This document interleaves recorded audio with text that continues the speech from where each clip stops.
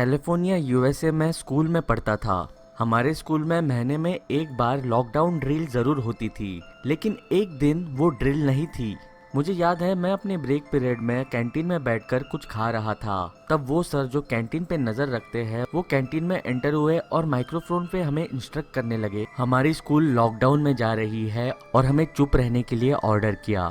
उन सर को देख के लग रहा था कि वो जेन्युइनली डर चुके हैं, क्योंकि वो काफी सीरियस और नर्वस साउंड कर रहे थे।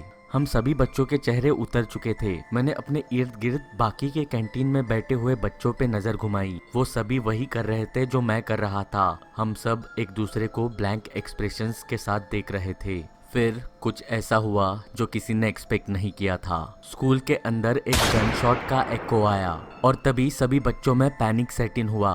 कुछ बच्चे एग्जिट डोर की तरफ भागने लगे, लेकिन जो टीचर कैंटीन का इंचार्ज था उन्होंने माइक्रोफोन पर चिल्ला के बच्चों को ऑर्डर दिया कि कैंटीन टेबल्स के अंदर छुपने के लिए।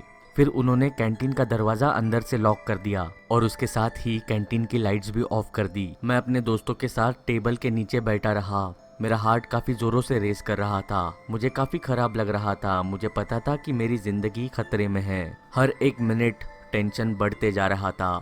हम वहाँ पे बैठकर यही होप कर रहे थे कि कोई इंटरकॉम पे कहे खतरा टल चुका है, अब लॉकडाउन खत्म होता है। फिर कैंटीन रूम के दरवाजे के अक्रॉस बच्चों की चिल्लाने की आवाजें आती है, मोस्टली गर्ल्स। फिर उसके साथ फर्नीचर और चेयर्स को गिराने या फिर मूव करने की आवाजें। मैंने और मेरे दोस्त ने टेबल के अंदर से कैंटीन रूम के दरवाजे की तरफ देखा। वहाँ पे एक लड़का खड़ा था, उसके हाथ में गन थी।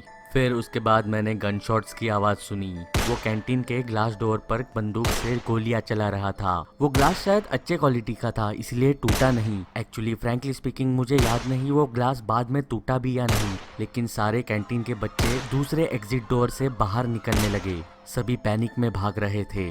मैं भी उस दूसरे एग्जिट डोर से स्कूल से बाहर निकला और अपने घर की तरफ भागने लगा। स्कूल के बाहर पुलिस की गाड़ी आ चुकी थी। इनफैक्ट एक नहीं बल्कि पुलिस की 2 गाड़ियां आई थी। वो शायद अभी अभी क्राइम लोकेशन पे पहुंची थी। मैं भागते हुए अपने घर पे आ गया। जो स्कूल में घटना हुई है वो मैंने अपने मॉम डैड को बताई। मेरे डैडी ने टीवी ऑन किया और न्यूज चैनल चलाया। न्यूज चैनल पे ये न्यूज पहले से ही चलाई जा रही थी। मिराकुलसली सिर्फ एक ही लड़की को चोट आई थी और पुलिस ने उस लड़के को पकड़ लिया था। आई एम सॉरी अगर ऐसी घटना से कोई गुजर चुका हो। मैं खुद ये एक्सपीरियंस कर चुका हूँ और मैं ये नहीं चाहता कि कोई भी ऐसी घटना से रूबरू हो।